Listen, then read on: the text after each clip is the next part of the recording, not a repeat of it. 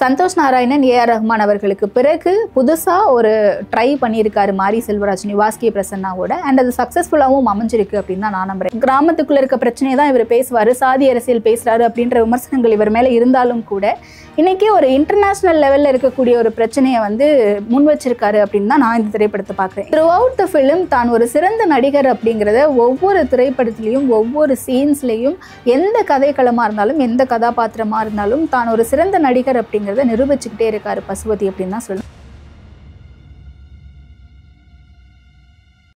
Bison Kaalamaadan Diwali ரிலீஸுக்கு எதிர்பார்க்கப்பட்ட ஒரு திரைப்படமாகவே இந்த திரைப்படம் இருந்துச்சு அப்படின்னு சொல்லலாம். மாரி செல்வராஜ் அவர்களுடைய இயக்கத்தில் அனுபமா, துரு விக்ரம், ரஜிஷா, லால், பசுபதி, அமீர் உள்ளிட்ட பலரும் நடிச்சிருக்காங்க. நிவாஸ் கே பிரசன்னா தான் இதற்கு இசையமைப்பாளராக இருந்திருக்காங்க.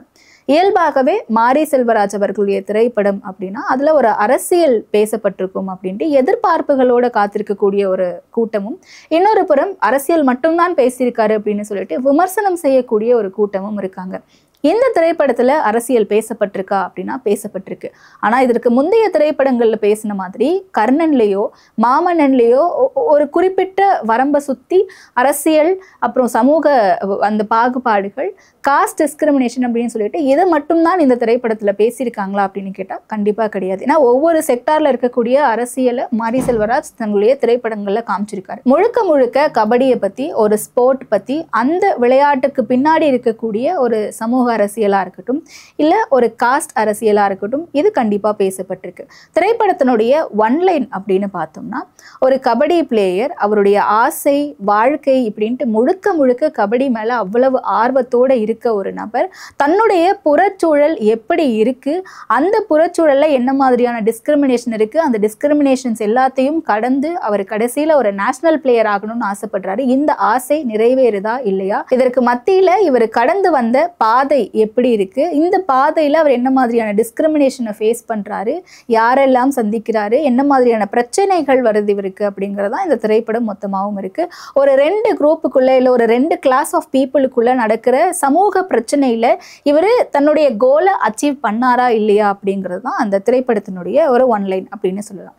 திரைப்படத்தில் பல இடங்களில் அரசியல் பேசப்பட்டிருக்கு. மாரி செல்வராஜுக்குன்னே இருக்கக்கூடிய யுனிக் ஆஸ்பெக்ட்ஸும் திரைப்படத்தில் இருக்குது. குறிப்பாக சொல்லணும் அப்படின்னா சினிமாட்டோகிராஃபியில் மாரி செல்வராஜுடைய படங்களில் எப்பவுமே நம்ம பார்த்தோம்னா ஈகிள் ஐ வியூ, அதாவது ட்ரோன் வியூ நிறைய இருக்கும்.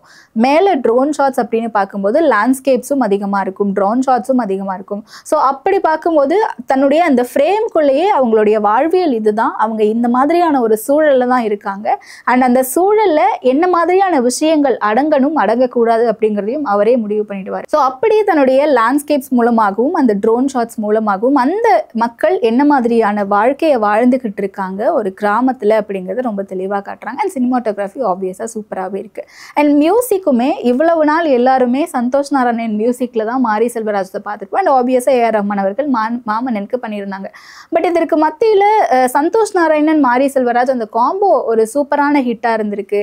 இப்போ நிவாஸ் கே பிரசன்னாவுடைய மியூசிக் எப்படி இருக்கும் அப்படின்ட்டு பலராலுமே ஒரு ஹெசிடேஷனால தான் அந்த பாடல்கள்லாம் கேட்டுட்டு இருந்தாங்க.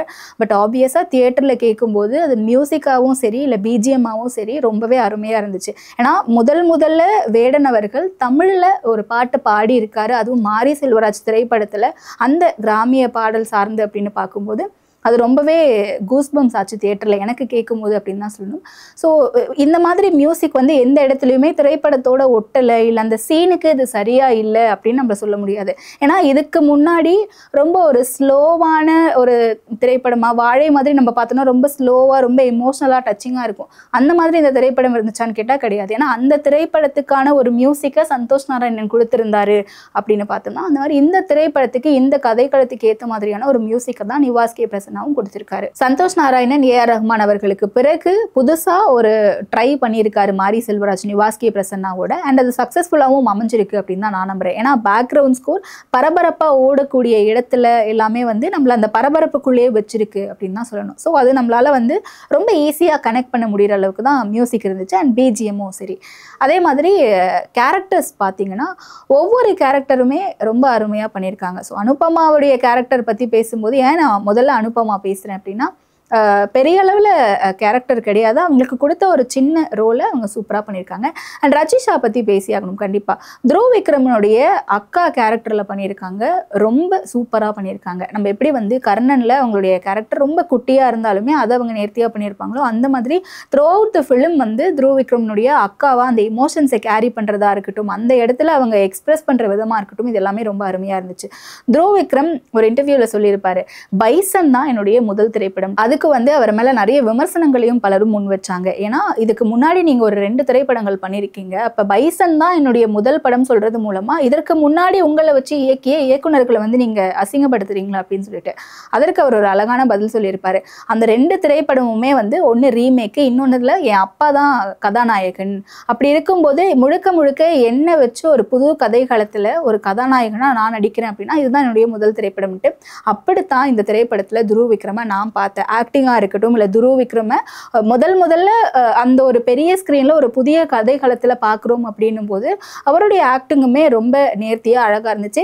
எந்த இடத்துல அந்த ஒரு கோபத்தை காட்டணுமோ அந்த ஒரு கோபத்தை காமிச்சிருந்தாரு, எந்த இடத்துல ரொம்ப சாந்தமாக இருக்கணுமோ அந்த மாதிரி காமிச்சிருந்தாரு. அண்ட் ஒரு இளைஞனுக்குள்ள சாதிக்கணும் அப்படின்ற ஒரு வெறியோட அந்த கபடி அப்படின்னு சொல்லிட்டு அதுக்காகவே தன்னுடைய வாழ்நாள் முழுக்கவும் தொடர்ந்து போராடிக்கிட்டே சின்ன வயசுல இருந்து தொடர்ந்து கஷ்டப்பட்டு பயணப்பட்டுக்கிட்டே இருக்க, ஓடிக்கிட்டே இருக்க ஒரு இளைஞனுக்கு எந்தெந்த இடத்துல என்ன மாதிரியான இமோஷன்ஸ் தேவையோ அதை கரெக்டாக அளந்து கொடுத்திருந்தாரு துருவ் விக்ரம் அவர்கள். அண்ட் பசுபதி இந்த திரைப்படம்னு கிடையாது, எந்த திரைப்படம் எடுத்தாலுமே பசுபதியினுடைய ஆக்டிங் வந்து ஒரு மாதிரி ஆட் ஒன் அவுட், இல்லை வந்து இவர் ஸ்டாண்டிங் டால் அப்படின்னு தான் சொல்லணும். ஏன்னா எல்லா படத்துலையுமே அவர் என்றைக்குமே ஒரு டாலில் தான் நிற்பார். அந்த அளவுக்கு அவருடைய கேரக்டர்ஸ் அப்படிங்கிறத அவர் உள்ளே இன்வால்வ் ஆகி பண்ணுவார். நம்ம நிறைய திரைப்படங்களை பார்த்துருப்போம். அதே மாதிரி தான் இந்த திரைப்படத்துலையும் துருவ் விக்ரம்க்கு என்ன மாதிரியான ஒரு வெயிட்டேஜ் இந்த திரைப்படத்தில் இருக்கோ அந்த மாதிரியான சரிக்கு சமமான ஒரு வெயிட்டேஜ் வந்து பசுபதி அவர்களுடைய கேரக்டருக்கு இருக்குது. ஏன்னா த்ரூ அவுட் த ஃபிலிம் அவர் ட்ராவல் பண்ணுறாரு அப்படின்னா அவர் இமோஷன்ஸை கேரி பண்ணுற விதமாக இருக்கட்டும், ஏன்னா நான் சொல்லி தான் தெரியணும்னு அவசியம் கிடையாது. த்ரூ அவுட் த ஃபிலிம் தான் ஒரு சிறந்த நடிகர் அப்படிங்கிறத ஒவ்வொரு திரைப்படத்துலையும் ஒவ்வொரு சீன்ஸ்லையும் எந்த கதைக்களமாக இருந்தாலும் எந்த கதாபாத்திரமாக இருந்தாலும் தான் ஒரு சிறந்த நடிகர் அப்படிங்கிறத நிரூபிச்சுக்கிட்டே இருக்காரு பசுபதி அப்படின்னு தான் சொல்லணும். அந்த மாதிரி தான் இந்த திரைப்படத்துலையும் தன்னுடைய தி பெஸ்ட்டை கொடுத்துருக்காரு. அமீர் லால் உள்ளிட்ட பலருமே கொடுக்கப்பட்ட அந்த கதாபாத்திரத்தில் ரொம்பவே சிறப்பாக நடிச்சிருக்காங்க அப்படின்னு தான் சொல்லணும். ஸோ ஆக்டிங்கை பொறுத்த வரைக்கும் எல்லாமே ஃபைனாக இருக்குது, ரொம்பவே குட்டாக இருக்குது. மாரி செல்வராஜ் ஒரு ஃப்ரேம் வைக்கிறாரு அப்படின்னா அது லேண்ட்ஸ்கேப்பாக இருக்கட்டும், இல்லை வந்து ஈகிள் ஐ வியூவாக இருக்கட்டும், இல்லை க்ளோஸ்அப்ஸாக இருக்கட்டும், எல்லா இடத்துலையுமே அவர் இமோஷன்ஸை கேரி பண்ணுறதா இருக்கட்டும், இல்லை அவங்களுடைய வாழ்வியலை சொல்கிறது அப்படின்னு தாண்டி ஃப்ரேம்ஸில் அவர் இன்சர்ட் பண்ணுற அந்த விஷயமே ஏதோ ஒரு அரசியலை சொல்லும் அப்படின்னு சொல்லலாம். ஸோ அந்த வகையில் அம்பேத்கரை வைக்கிறதா இருக்கட்டும், இல்லை புத்தரை வைக்கிறதா இருக்கட்டும், இந்த மாதிரியான ஒரு சில விஷயங்களை நம்ம அந்த இடத்துல பார்க்க முடியுது. வெறும் ஒரு கிராமத்துக்குள்ளே நடக்கிற 2 சமூகங்களுக்கு இடையிலான ஒரு சமூக பிரச்சனையாகவும், இல்லை ஒரு சமூகம் தான் மேலே இருக்கும்னு நினச்சிக்கிட்டு இன்னொருத்தரை போட்டு நசுக்கக்கூடிய ஒரு சூழலை மட்டும் காட்டாமல் அதற்குள்ளே இருக்கக்கூடிய பிரச்சனை என்ன, எத்தனையோ இளைஞர்கள் இந்த மாதிரி வெளியே வர முடியாமல் இப்படியான ஒரு புறச்சூழலில் சிக்கிக்கிட்டு இருக்காங்க, ஸோ இதை தீர்க்கிறதுக்கு என்ன மாதிரியான வழிகள் இருக்குது அப்படிங்கிறத இந்த திரைப்படம் பேசியிருக்கா அப்படின்னு கேட்டால் கண்டிப்பாக பேசியிருக்காங்க. ஏன்னா இப்போ ஒரு இடத்துல வந்து டைலாக்ஸ் டெலிவரி இது எல்லாமே நாங்கள் இதெல்லாம் இருக்கக்கூடாது, நம்ம இந்த ஒரு வேலையை உடச்சிக்கிட்டு வெளியே போகணும் அப்படின்றதுக்காக தான் போராடிக்கிட்டு இருக்கோங்கிறதையே தெரியாமல் அவங்களுக்குள்ளே அவங்க அடிச்சுக்கிறாங்க அப்படின்னு சொல்லிட்டு நசுக்கப்படுற ஒரு சமூகத்துக்குள்ள அவங்களுக்குள்ள இருக்கக்கூடிய சிக்கல்களையும் ரொம்ப நுணுக்கமாக பேசியிருக்காரு மாரி செல்வராஜ் அப்படின்னு தான் சொல்லணும். அண்ட் இன்னொன்று மெயினாக எப்பயுமே ஒரு கிராமத்துக்குள்ள இருக்க பிரச்சனையை தான் இவர் பேசுவார், சாதி அரசியல் பேசுறாரு அப்படின்ற விமர்சனங்கள் இவர் மேலே இருந்தாலும் கூட இன்னைக்கு ஒரு இன்டர்நேஷ்னல் லெவலில் இருக்கக்கூடிய ஒரு பிரச்சனையை வந்து முன் வச்சிருக்காரு அப்படின்னு தான் நான் இந்த திரைப்படத்தை பார்க்குறேன். ஏன்னா திரைப்படம் ஆரம்பிக்கும் போதே வந்து ஜப்பானில் ஆரம்பிக்குது. ஏஷியன் கேம்ஸில் ஒரு ஹீரோ போகணும்னு நினைக்கிறாரு, அவரால் அங்கே போக முடியுதா போக முடியலையா அப்படின்ற மாதிரி. ஸோ அந்த இடத்துல ஒரு கடைக்கோடி கிராமத்தில் ஒரு ஒடுக்கப்பட்ட சமூகத்தில் இருக்க ஒரு இளைஞர் தன்னுடைய ஆசைக்காக அந்த ஒரு வெறி, அந்த ஒரு விளையாட்டின் மீது இருக்கக்கூடிய அந்த வெறியினால அவர் போராடி அந்த இடத்துக்கு போறாரா அப்படிங்கிறது கதைக்களமாக இருந்தாலும் கூட அந்த இடத்துல இந்தியாவுக்கும் பாகிஸ்தானுக்கும் இருக்கக்கூடிய ஒரு பிரச்சனை.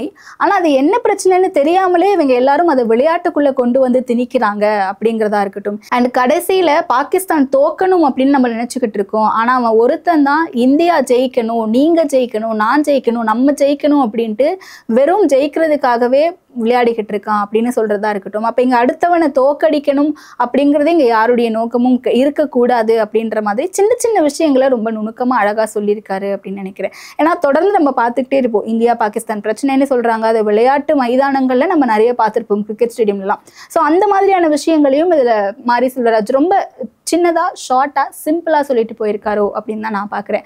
அண்ட் இவங்க எந்த ஆளுங்க அப்படின்ற மாதிரியான வசனங்கள்லாம் இதுல வரும்போது அது எல்லாத்துக்குமே வந்து ரொம்ப சாஃப்டா யதார்த்தமா ஒரு பதிலடியை கொடுத்துருக்காரு அப்படின்னு தான் சொல்லணும். ஸோ இந்த மாதிரி சின்ன சின்ன விஷயங்கள் மூலமா அந்த அரசியலை இல்லை சொல்ல வர விஷயத்த மாரி செல்வராஜ் சொல்லியிருக்காரு அப்படின்னு தான் சொல்லணும். ஏன்னா இங்க கயிறு கட்டுற விஷயம் ஸ்கூல் படிக்கிற பிள்ளைங்க அப்படிங்கிறது ஒரு மிகப்பெரிய விவாத பொருளாக ஆகிட்டு இருக்கு தமிழ்நாட்டில். ஸோ அந்த இடத்துல பிளேயர்ஸ் வந்து விளையாட்டு களத்துக்கு போகும்போது, கிரவுண்டுக்கு போகும்போது கையில அந்த கயிறு, பச்சை கலர் கயிறு, சிகப்பு கலர் கயிறு அப்படின்னு சொல்லிட்டு அது எல்லாத்தையும் சிசர் வச்சு கட் பண்ற ஒரு பாயிண்ட்டை வந்து அதில் ஆட் பண்ணியிருப்பாரு.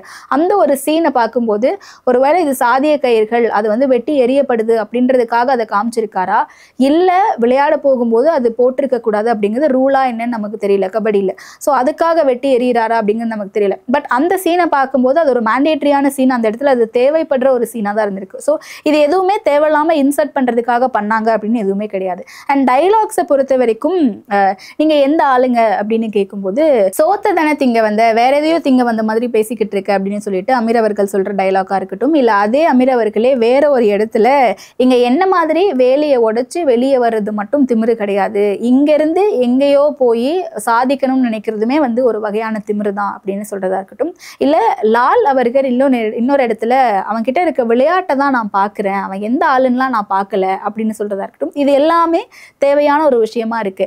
அண்ட் குறிப்பாகவே ஒரு நபர் வந்து ஒரு உச்சத்தை போய் அடைகிறாரு அப்படின்னா எல்லாருமே சொல்லக்கூடிய ஒரு விஷயம், அவன் என்ன பண்ணிட்டு இந்த இடத்துக்கு வந்தானோ, யார் காலை பிடிச்சி இங்கே வந்தானோ, கோட்டால தானே வந்தான், இவன்லாம் பேசலாமா அப்படிங்கிறத நம்ம தொடர்ந்து பார்த்துட்டே இருப்போம். ஏன்னா இந்த விஷயத்த மென்ஷன் பண்ணுறாங்க, கோட்டால தானே வந்தான் இவன் அப்படின்னு சொல்லிட்டு நிறைய பேருக்கு நம்ம பார்த்துருப்போம். ஸோ அதே மாதிரி பெண்களாக இருந்தால் இவங்க என்ன செஞ்சுட்டு இந்த வேலைக்கு வந்தாங்கன்னு நமக்கு தெரியாதா அப்படின்ற விஷயங்களை போட்டு முடக்கிறது அப்படிங்கிறது இங்கே இயல்பாகவே இருக்குது. ஸோ அதையுமே ரொம்ப தெளிவாக சொல்லியிருக்காரு. அவங்க எங்கேருந்து வராங்க அப்படிங்கிறது முக்கியம் கிடையாது, எந்த உச்சத்துக்கு அடையிறாங்கன்னு முக்கியம் கிடையாது, அவங்க என்ன ப்ராசஸை கடந்திருக்காங்க அப்படிங்கிறது இந்த திரைப்படத்தில் முழுமையா காமிச்சிருக்காங்க. அண்ட் அந்த ப்ராசஸ்ல அவங்க என்ன மாதிரியான சிக்கல்களை ஃபேஸ் பண்றாங்கங்கிறது இந்த உலகத்துக்கு தெரியாது, ஆனா அவங்க எப்படி வந்தாங்கன்னு தெரியுமா அப்படின்னு சொல்லிட்டு அவங்களை விமர்சனம் செய்து வசைப்பாடக்கூடிய உலகமும் இங்க இருக்காங்க அப்படிங்கிறதையும் காமிச்சிருக்காரு. ஸோ இது எல்லாத்துக்கும் மத்தியில அனுபமா பரமேஸ்வரியோட ஒரு குட்டியான ஒரு லவ், அதை பெருமளவுல ரொம்ப லவ் சீன்ஸ் இருக்கும் அதெல்லாம் காட்டாம சின்ன சின்னதா அங்கங்க அழகா காமிச்சிருப்பாங்க. அண்ட் இன்னொரு முக்கியமான பாயிண்ட், இவருடைய முந்தைய திரைப்படங்கள்ல பார்க்கும்போது அதிகார வரம்புல இருக்கவங்க என்ன மாதிரியான டிஸ்கிரிமினேஷன் பண்ணுவாங்க, அவங்களுடைய மனசுல ஊறி இருக்கக்கூடிய அந்த சாதி வெறிய காமிச்சிருப்பாரு, கர்ணனா இருக்கட்டும் இல்ல மாமன்னனா இருக்கட்டும். ஆனா இந்த இடத்துல அந்த விஷயம் காட்டியிருந்தாலும் கூட அந்த ஸ்போர்ட்டுக்கான மரியாதையை எல்லாரும் கொடுக்குறாங்க, நல்ல அதிகாரிகளும் இருக்காங்க அப்படிங்கிறத ஒரு இடத்துல காமிச்சிருப்பாரு. ஸோ அதுவுமே பாராட்டக்கூடிய ஒரு விஷயம். ஏன் இவர் இந்த அதிகாரத்தில் இருக்கவங்களுக்கு எதிராகவே இருக்காரு அப்படின்ற ஒரு விமர்சனத்தை முந்தைய திரைப்படங்கள்ல வச்சவங்களுக்கு இந்த மாதிரியான நல்ல அதிகாரிகளும் இருக்காங்க, ஸ்போர்ட்டை மதிக்கக்கூடிய அதிகாரிகள் அப்படின்ற மாதிரியும் காமிச்சிருக்காரு. ஸோ ஓவராலா பைசன் திரைப்படத்துல நான் இதெல்லாம் அப்சர்வ் பண்ணியிருக்கேன். ஸோ நீங்க இதை பார்த்துட்டு திரைப்படம் பார்த்துட்டு என்ன மாதிரியான விஷயங்கள் நான் மிஸ் பண்ண நினைக்கிறீங்களோ அதை கீழே கமெண்ட் பண்ணுங்க.